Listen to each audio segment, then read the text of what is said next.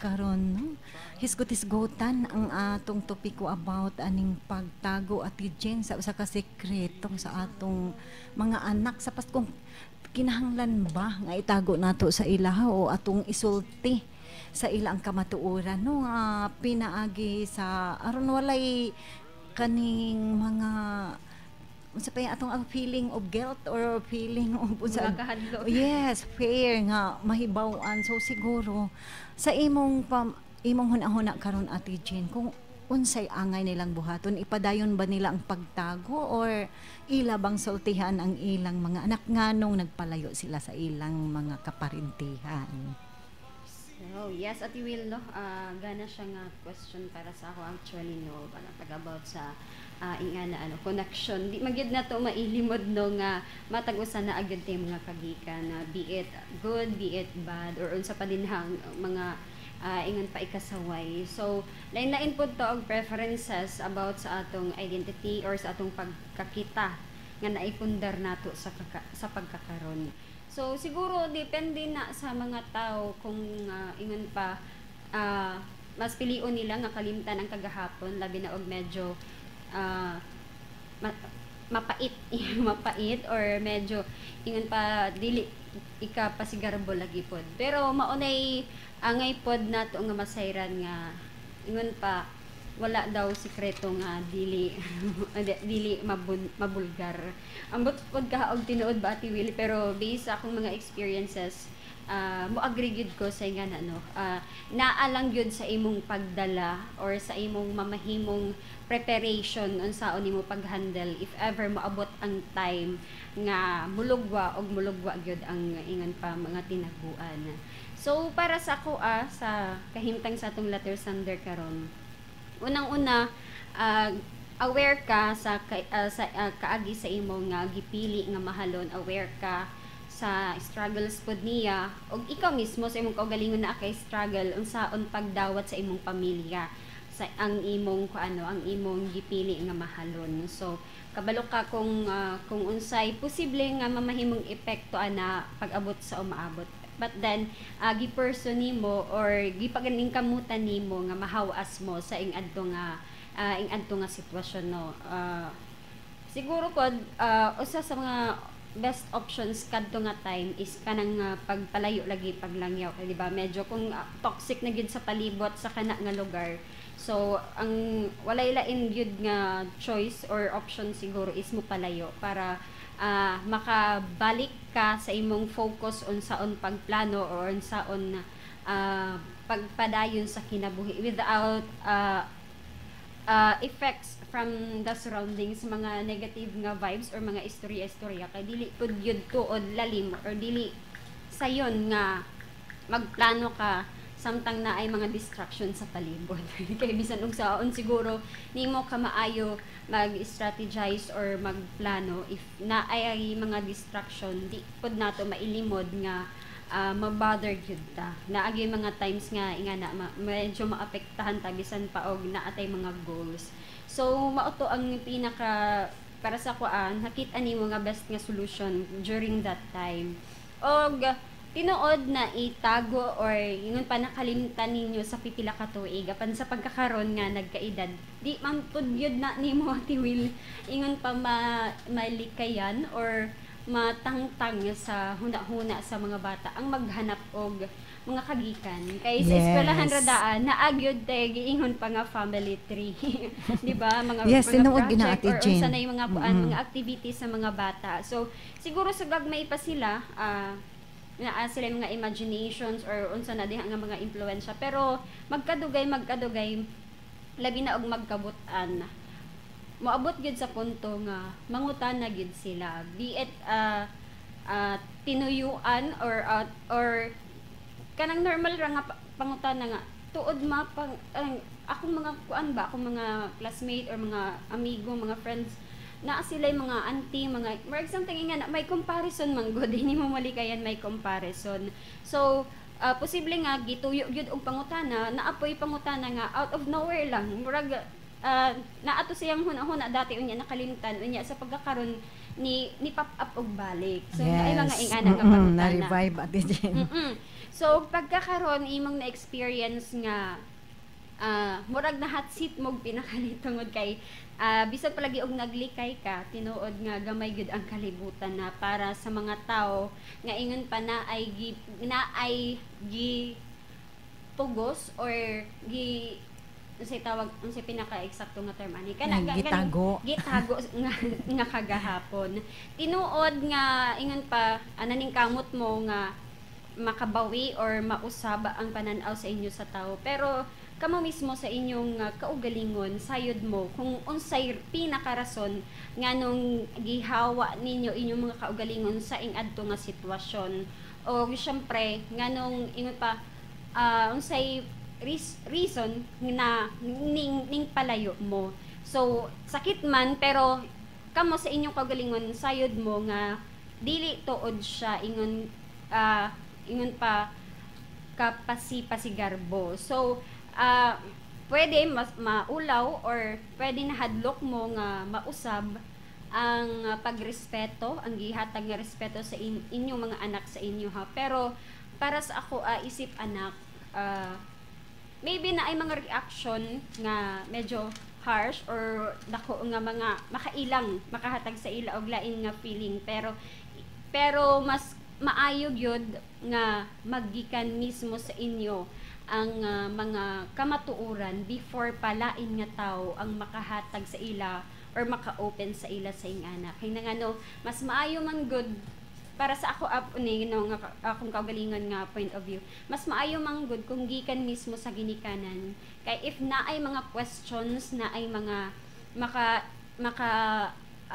makairita or irritating moment nga masayra nila mahibal-an nila nga ingana ang kagikan automatically ma-answer ninyo and syempre magamit pa to ninyo nga pamaagi or magamit ninyo tong nga ideya nga kung unsa kabililihon ang maningkamot ug syempre coordinated mo isip o sa kapamilya kay dili lalim nga maabot ka sa punto nga wala kay pamilya nga kasandigan og nanginahanglan ka og mga butang ta financial pangonsumo or unsa pa din nga mga panginahanglanon unya wala kay maduulan so mao nang mapasubo ka gustuhon man nimo or dili mapasubo ka pagbuhat og mga butang nga ingon pa ikaulaw nimo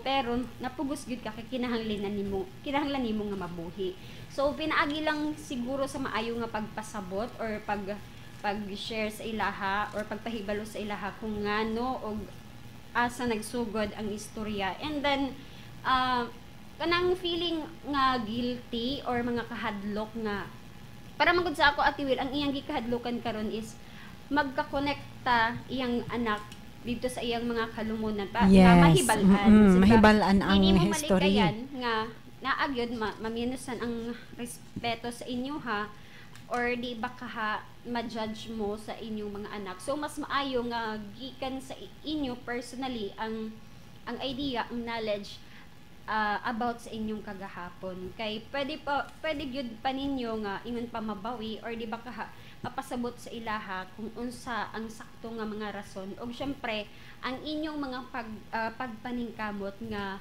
mahawas mo didto nga kahimtang nga maputol na ang mga paghukom pag-judge or pang-underestimate sa inyo ha so mao to ang akong idea about sa inyong kahimtang karon hopefully mahanapan ninyo og mga pamaagi or best ways nga mai-open ninyo sa inyong mga anak ang inyong kagahapon nga medyo kanang smooth or dali na pod sa ilaha ang pag-adapt or pagsabot sa kung unsa man galing ang inyong kagikan. So mauro to kung i-share Ate Will. Yes, salamat Ate Jane. So doon na po ko ikadugang para sa atong letter sender karon ng kahapon no. Nga angay niyang pagabuhaton nga kinahanglan sa atong pagkinabuhi di man gid nato kalikayan nga naatay mga kuano naday mga kaagi nga dili maayo or maayo so kinahanglan nga ato na siyang mingon ta nga kung bad atong taguan apan kung maayo ato ikapasigarbo so sa atong mga anak so dili di ay siya maayo ang pagtago no yes. ang secrecy doesn't tend to work well. So naamang kay permigihambin nga guilt sa imong mga anak mismo kay imo man silang murag gilimbungan pud Yes, Ate Gino. pwede na. Oo. Oo. So kinahanglan nga ato silang pahibawon sa hinay-hinay siguro masabtan sa mga anak ko ngano, and then kay dili man kinahanglan nato nga kuan sa ila ihikaw nila sa ang kamatuoran nga kung unsa gyud tinuod kay ang mga anak andam na man sila mo sabot aside kung dagko na ka murag na sila hinuon sa insaktong Panginaron ay pa sila makabalo ngadto sa laing tao dako lahi na ang impact ang Ate impact Jen. tinuod at So kinahanglan gagmay pa sila pahibaw na nimo karon siguro mga teenage sila so insakto na nga time nga inyo silang pahibalon labi na tong samol nga nakitaan na nagdali-dali sila panglikay Ate Jen so murag mga kriminal na hinuon. yes matingala gyud ang imong anak nag question ngano ka ha oh di ba so Sabay naa. mo sa may naa nga nakita nila. So labi na nagpangutan na ng imong mga anak kanang wala mo yung mga paryente, wala mo yung mga kuan Ate Gino, wala yung mga relative sa dulog way hisgutay asa man dayon yung mga igsuon na nung naaman mo ni abot man mo diri ing dapita. So dapat atong pasabton ug mo na giingon nga swallow your pride. So pride man gihapon ang nagunitaan na Ate Jane sa pagdili pagsulti sa tinuod. Tinuod gyud nga lisod ang pagsulti sa tinuod Ate Gino. Apan sa hinay-hinay siguro pinaagi sa paghayo po nato og giya sa kahitasan nga tudloan ta kung unsaon nato pagpasabot sa atong mga anak nga ila pong madawat ang tinuod kay wala man ninyo sila pasagdi di ba gipadako ninyo ang inyong mga anak sa insakto nga pamaagi so magtubo pod sila nga insakto kay ang di man kumuto Ate Jane kung unsa mayon bitaw ka ng mga pasumbingay kang kung unsa kuno ang punuan mao ang bunga so daily kumuto anak kay depende na sa pagpadako nimo sa imong anak. Yes, paggiya kanila sa mga tulid nga dalan or paggiya nila sa matarong nga dalan. Diha mo tubo ang atong mga anak sa insakto dili kay tungod kay inaanak man gid ang dami tawong i-judge nato nga inaanak man ang iyang ginikanan inaanak po na siya so daghan ang atong mga basihan daghan ang mga prof nga unsa ka dautan sa ginikanan no na ay mga history and then ang mga anak matarong tungod sa pagdala nila sa ginikanan sa pagpasunod sa insakto nga pamaagi kay ang atong pagkinabuhi di man gid man mo nagingon nga no man is perfect so wala gi perfecto nato tanan apan tungod sa gugma Ate Jean di ba o tungod sa gugma nahimong nabag-o ang imong asawa so nibiya sa daan nga mga buhat nga dili maayo kay ikaw raman sab ang nakasayaw di ikaw ra sab ang nakasabot niya so ikaw ang savior sa imong asawa no nga namahimo siyang kuan na mahimo na siyang matarong karon antin mo na dako kayo nimo nga challenge karon para sa pagsulti sa imong mga anak so ayaw itago ang tanan ipahibalog yun no kay dili maayo nga adto sila sa laing tao makahibalo kaysa gikan ni mismo sa inyong nga mga baba importante gina Ate Jen nga gikan gyud sa ila mismo ang ilang mahibaluan kay aron walay kanang walay kanang negative reactions walay sakit og Ate Will makakuan pod sometimes kanang surprise nga knowledge about sa past nimo unsahay makaapekto pod sa confidence sa mga bata.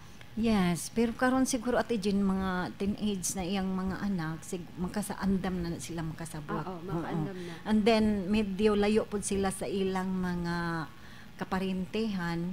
So siguro sa di na mahibalan sa ilang community karon pero kung moadto sila sa ilang lugar sa ilang ginikanan so dito nana sila ikuan Ate Jean sa kaugalingon no? Yes at least mag-guard na nila ilang kaugalingon kung naa may galing madunggan pa nga mga negative kay dapat proud sila nga inaana nga nagbag-o na ilang ginikanan di ba paminaw din na kaninyo no og since nakadumdum ko sa dagat, murag nasahot man gud ko Ate Will sa dagat Ate Will. Hindi ka na tong nag-doubt ang panahon. Yes. Feeling sa ato na ipadayon ang pagbasa sa atong napiling quotes for the day nga gikan sa thegoldchaser.com ug about sa Change Yourself quotes. Sinulat ni Madonna. Nag-ingon, no matter who you are, no matter what you did, no matter where you came from, you can always change. Become a better version of yourself. So, gamay Ate Jean, papahalapad sa atong napiling quotes for the day. Yes, Ate Will. So, usa ni sa mga pampa-encourage no sa atong mga ka-feelings din ha. So, sama sa kahimtang or experience sa atong letter sender. Bisan pa tuod o asa kagikan unsay imong kagahapon. Kung ingon pa na akay tumo nga magbag-o no. Posible na nila magamit nga pangbato sa imo pero once nga healed ka or kanang confident na gud ka nga imo nang gibiyaan ang previous nimo nga mga kaagi o syempre dili na to nimo ingon pa plano nga balikan wala gyoy ingon pa makaapekto sa imuha sa imong pagbag-o or sa imong kausaban bisan pa og asa ka unsa ka og si kinsa ka walay bisan si kinsa nga maka-judge sa imo nga makadaot pa sa imong inner strength kung ikaw mismo sa imong kaugalingon naka-ingon pa naka baton naka o nakapundar naka og courage og kadasig nga lain naka nga tawo kumpara sa kagahapon. Yes, Ate Jane, salamat no. Ug karon padayon ta sa atong Bible verse for the day gikan sa 2 Corinthians 4:6 nga nag-ingon. For God, who commanded the light to shine out of darkness, hath shined in our hearts to give the light of knowledge of the glory of God in the face of Jesus Christ. So, mo nagiingon ka nato, mga ka-feelings, nagpahinom na usab ka nato ang balaang kasulatan nga pinaagi sa mga dautan natong hunahuna o mga kangit-ngit sa atong pagkinabuhi nga gihi na atong nahimo diri sa kalibutan. Apan kung ang Dios na hatag og kahayag kanato no mosalig ta sa iya na siya kanunay nagpaluyo kanato nga maghatag kanato og kabag-uhan sa atong kinabuhi pinaagi sa iyang mga pulong nga gipadala kanato diri sa kalibutan.